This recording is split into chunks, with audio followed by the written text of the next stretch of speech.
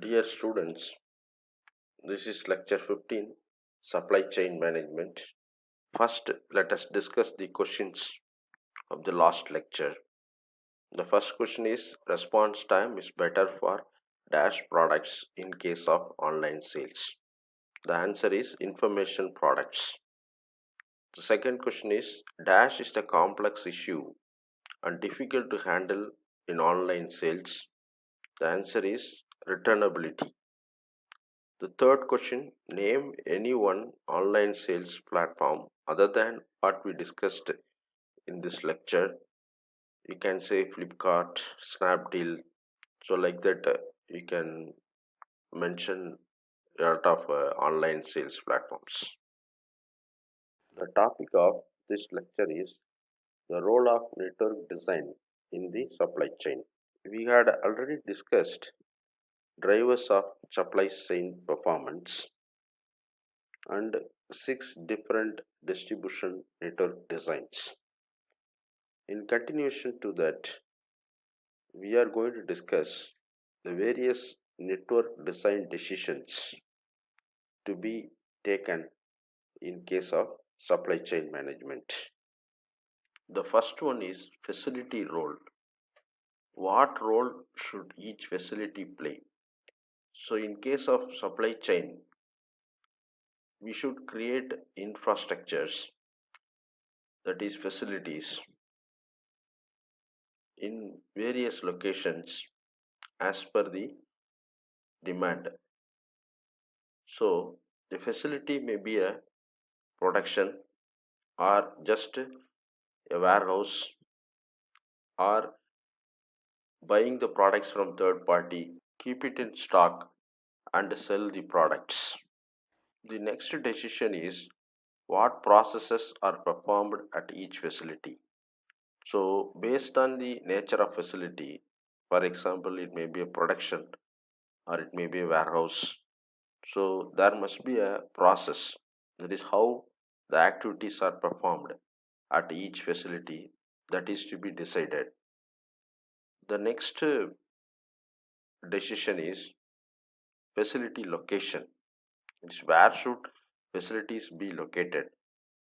This decision is much more important in case of performance of supply chain management because facilities may be located near to the raw materials, that is place where you get raw material, or nearer to the place where you get manpower at low cost, or nearer to the location where the demand is high. So this decision is purely based on the nature of the product. Sometimes if you want to export the products, then you'll be looking for the facilities nearer to the airport or harbor, etc. The next factor is capacity allocation. How much capacity should be allocated to each facility? When the supply chain management consists of more facilities in different locations, then what should be the capacity of each facility that is to be decided. Again, this decision is based on the availability of raw material, manpower, and other factors. The next decision is market and supply allocation. What markets should each facility serve, and which supply sources should feed each facility? So, as we have discussed, when you have more facilities, then we should decide for each facility what is the market it is going to serve and where that each facility is going to get the raw materials from the suppliers. That is, which suppliers are going to supply the raw materials to the particular facility. To summarize, we start with the facility role and next the location. Third one, the capacity of each location or each facility. And finally, market and supply allocation. Network design decisions have a significant impact on performance because they determine the supply chain configuration and a set of constraints within which the other supply chain drivers can be used either to decrease the supply chain cost or to increase responsiveness. So, the network design decisions play a critical role in the performance of supply chain management because based on the location only, we can choose the particular supply chain configuration. And we already discussed various drivers of supply chain performance. The impact of these drivers is also based on the network design decisions. Facility location decisions have a long term impact on a supply chain's performance because it is expensive to shut down a facility or move it to a different location. That is, once we establish a facility in a location, then if you want to close the facility or move it to a different location, it may lead to a heavy financial loss. So, before deciding the location for a facility, we should consider the various aspects of supply chain management and take a decision. A good location decision can help a supply chain be responsive while keeping its cost low. The ultimate aim of supply chain management is high responsiveness.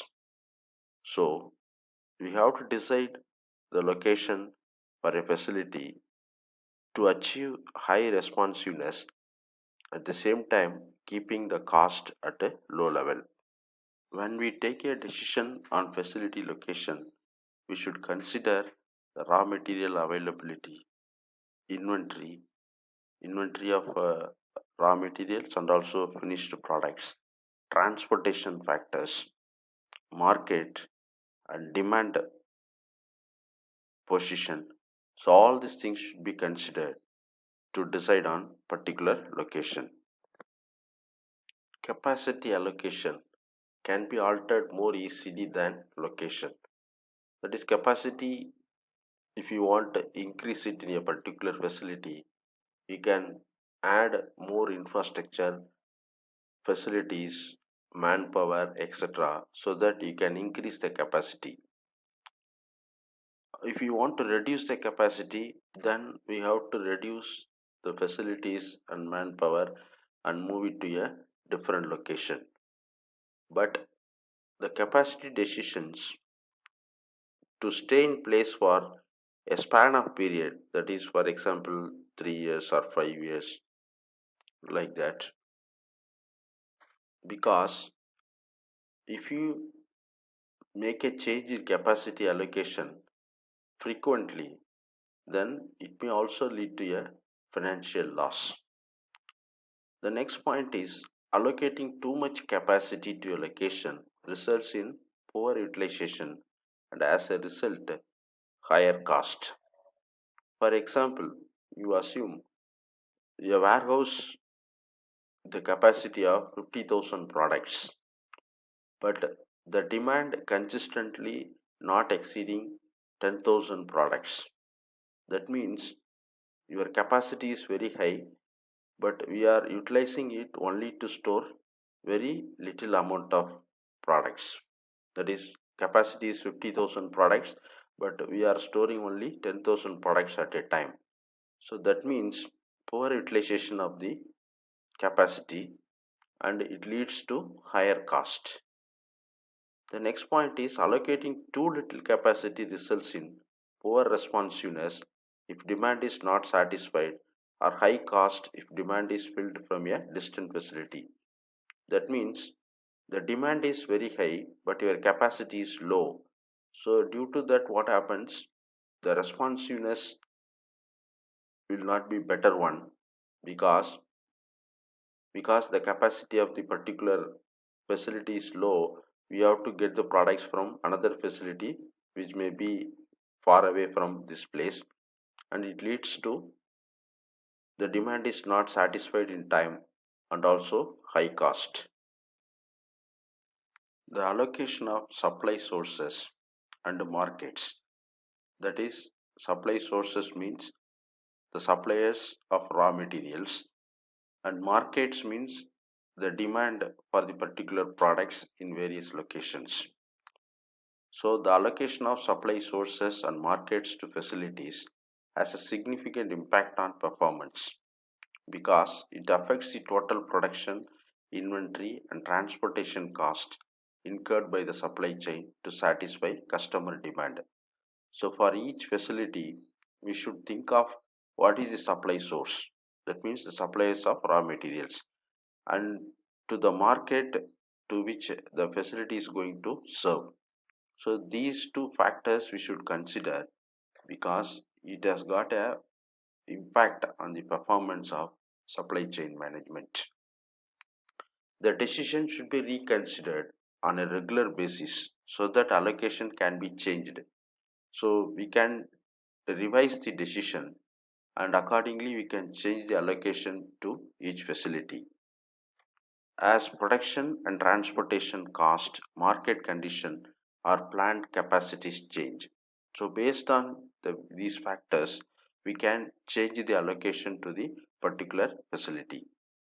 Of course, the allocation of markets and supply sources can be changed only if facilities are flexible enough to serve different markets and receive supply from different sources. That means, based on the nature of the product and the industry, if the facilities are flexible to get the raw materials from different places or to serve for different markets, then only we can alter the allocation. Next, we see factors influencing network design decisions. The first one is strategic factors. We already discussed a competitive supply chain strategy. That means a company decides its competitive strategy based on its competitors in the same product or same industry. So, a firm's competitive strategy has a significant impact on network design decisions within the supply chain. So, once we decide the competitive strategy, based on that, we may have to take a network design decision. Firms that focus on cost leadership tend to find the lowest cost location for their manufacturing facilities, even if that means locating far from the markets they serve. That is, a company decides that its competitive strategy is to provide products at the lowest cost compared to its competitors. In that case, the company will prefer to have its manufacturing facility in any place, even it may be far away from the market. For example, electronic manufacturing service providers such as Foxconn and Flextronics have been successful in providing low cost electronics assembly by locating their factories in low cost countries such as China, where they get raw material and labor or manpower at a lowest cost. In contrast, firms that focus on responsiveness tend to locate facilities closer to the market and may select a high cost location even if the choice allows firm to react quickly to changing market needs. The meaning of this point is if the company decides its competitive strategy is to provide a high responsiveness than its competitors, then company doesn't bother about the high cost. It will choose the location very near to the market so that it can react very quickly to the demand in the market. For example, Zara, the Spanish apparel manufacturer, has a large fraction of its production capacity in Portugal and Spain despite the higher cost in that places. So, what is the advantage? The local capacity allows the company to respond quickly to changing fashion trends in Europe. So, this responsiveness has allowed Zara to become one of the fastest growing apparel retailers in the world. Next is technological factors. Characteristics of available production technologies have a significant impact on network design decisions. If production technology displays significant economies of scale, a few high capacity locations are most effective. That is, the technology used for production also play a role in taking a decision on network design, because if the technology involves very high cost equipments and skilled manpower, and also it has the concept of economies of scale. That is, if you produce more and more in a particular location, the cost of manufacturing will be reducing. In that case, it is better to have few high capacity locations for production. For example, computer chips manufacturing industries. These kind of factories require a large investment, and the output is relatively inexpensive to transport. That is, we need very high costly equipments to manufacture computer chips. That is large investment. At the same time, transport of that product is very easy and inexpensive because of the size, because chips will be in very tiny sizes. As a result, most semiconductor companies build very few high capacity facilities, and from that place they are transporting the products to various markets around the world. In contrast, if facilities have lower fixed cost, many local facilities are preferred because of this helps lower transportation cost. That is, we can create a facility with a low cost, that is fixed cost, then we can create more facilities in various places in order to reduce the transportation cost. For example, you can take a bottling plant for Coca-Cola or Pepsi. They don't need very high fixed cost for manufacturing bottles. So that to reduce the transportation cost, Coca-Cola or Pepsi, they set up many bottling plants all over the world so that to serve the local market and reduce the transportation cost. Next is macroeconomic factors. Macroeconomic factors include taxes, tariffs, exchange rates, and shipping costs that are not internal to an individual firm, because these factors are decided by the government. It may be a tax or tariff or exchange rate or shipping cost. Shipping costs are decided by the particular shipping companies. So, as global trade has increased, that means international trade, macroeconomic factors have had a significant influence on the success or failure of supply chain networks. That is, as the international trade is possible today, any person or any customer in any country can buy the product not only from his own country, or he can import from various countries. If the product is available at very low cost when compared to the local market, the customer may prefer to import the product from foreign countries also. So the macroeconomic factors plays a role in the success or failure of supply chain networks. Tariffs and tax incentives. Tariffs refer to any duties that must be paid when products and or equipment are moved across international, state or city boundaries. So when you have to pay more tariff to the particular country or to the particular state, then the decision on network design has to be taken accordingly. Tariffs have a strong influence on location decisions within a supply chain. If a country has high tariffs, companies either do not serve the local market or set up manufacturing plants within the country to save on duties. For example, MI, which produces mobile phones and televisions, and Oppo, which is also a mobile manufacturing company, they established manufacturing plant in India itself in order to save the money on import duties to be paid to the particular country, for example, India. High tariffs lead to more production locations within a supply chain network, with each location having a lower allocated capacity. For example, in India itself, each state has got its own tax system.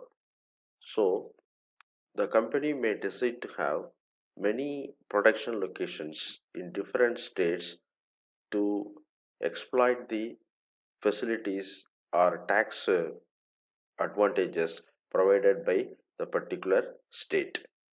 And also some state they provide a tax incentives to the manufacturing companies, so the companies will try to exploit the incentives provided by the government. Previously companies used to have their facilities in Pondicherry Union Territory because to exploit the tax reduction provided by the Pondicherry government. Students, answer these questions.